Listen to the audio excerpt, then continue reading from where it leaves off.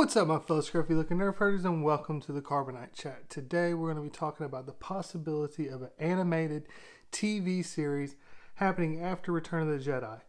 This article was sent to me by Not Sure Don't Care. It's an article by Screen Rant, and they discuss how someone on, I believe it was Yak Forum, and they found that there's been some patents placed by Star Wars for the title Star Wars Resistance. And Screen Rant's discussing how they believe that this is an animated TV series because of a lot of other things, such as different hirings that have been released that they've been looking for and searching for, as well as just information that we know, as far as Bob Iger mentioning multiple TV series will be announced soon. We know that Dave Filoni has been working on something else, and Rebels is ending in just a few weeks. And so it all kind of makes sense with putting this all together. What they've done with the animated series so far has been Clone Wars, which is between episode 2 and 3, and then Rebels, which is right before episode 4. And so now the next step is to make something in this time period that we're kind of working on now. Now, a lot of people think that it's going to be something to do with before episode 7.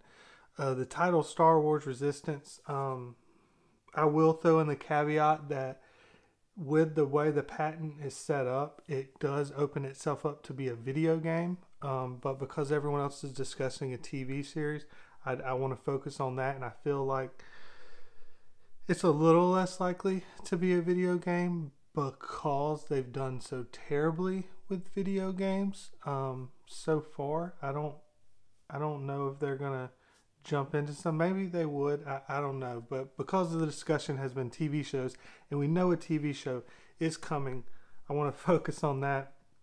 The big belief is that it'll be before episode 7, and that it'll kind of show, explain to us how we got there. And a lot of people have talked about Luke training students. Mark Hamill's a very talented voice actor, and he's doing his own voice. If he's playing Luke Skywalker, it could explain some of the issues we have in The Last Jedi with some of the backstory of how Mark Hamill got to where he was, because we're kind of missing quite a few pieces there to help explain it, to really make good quality sense for a character arc. But the problem with that is if it's Star Wars Resistance, the Jedi School is not part of the Resistance. Luke was never a part of the Resistance. So that doesn't fit. The Resistance was started 5 to 6 years prior to The Force Awakens. Now, I want to discuss some things with Bloodline. So if you haven't read it and you want to read it, because it is a really good book, it's a little more political. So if you don't want to do political, then continue listening. But he, in that, Leia starts the Resistance because she's basically kicked out of the Senate because they find out that she's the daughter of Darth Vader. Now in this, there's kind of an underground kind of situation going on. I want to kind of not spoil too much.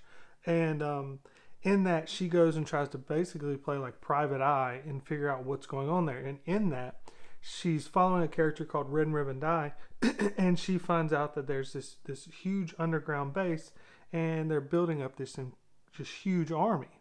And when she finds it, she's trying to escape, and she ends up blowing it up. And so the Resistance, or the Republic, think, oh man, that's great, you blew it up, and that's that. But she doesn't believe that that's the case. And around the same time, she's found out to be Vader's daughter. So she's basically asked to kindly get out of the Senate. And so in all of this, she starts the Resistance. But that means the Resistance did not start until 5 to 6 years prior to the Force Awakens. The other problem with this is if you look at the Poe Dameron comics, the issue is that First Order's not doing anything. Their first attack is what we see in The Force Awakens. Now they're doing little things, very small things in the Poe Dameron novels, comics, but they're not trying to do anything hardly at all. And usually it's one or two characters that aren't really so much the First Order, or they're undercover. doing something with Poe, and Poe's mainly the only one being sent, or his Black Squadron, because there's nobody, like, it's again, they're kind of being secretive, and they're basically just trying to find out information about the First Order. And through all of this, there's not really much to do for a TV show, because the First Order is not wanting to do anything until they're prepared to attack, because they don't want to be attacked by the Republic prior to them being ready, and then they be destroyed too quickly. So there's just not much interest there, as well as, or not much for an animated show. And especially when you consider none of the people that you see in the Resistance in The Force Awakens or Last Jedi are really very young. And yeah, Clone Wars didn't have that many young characters, so you could do a more Clone Wars series. But I think the best chance, the best hope for them is to do it after Episode 8 and place it between Episode 8 and Episode 9.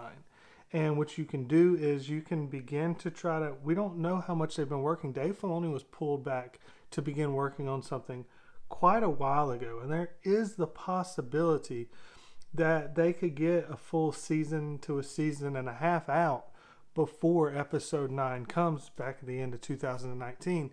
So when Episode 8 ends, there has to be a skip in time. And the big question is, how are they going to build the Resistance back up? So they're trying to build the Resistance back up, hence Star Wars Resistance. And it's going to be about the characters and how they go about trying to find people to join them, train up the people to join them, go on these little missions.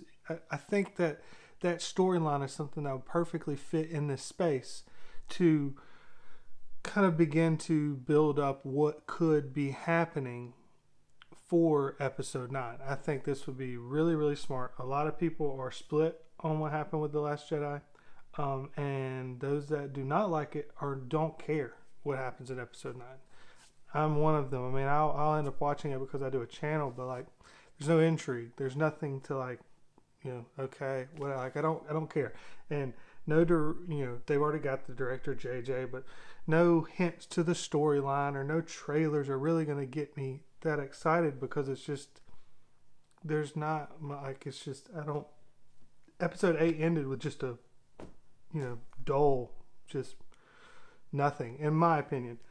And for at least half of the fans, that's the case as well. We'll see with Solo whether or not those fans are actually not going to go to the theaters. But if you want that excitement, I think the only possibility or hope for that is you put Dave Filoni, which the fans love, and you have him start to develop these characters and develop the storyline leading into Episode 9. I think that would be absolutely brilliant. He did so well with the Clone Wars. I didn't like the prequels. A lot of people wasn't a fan of Hayden Christensen's acting with Anakin, but if you watch the Clone Wars, Anakin's the best part of Clone Wars.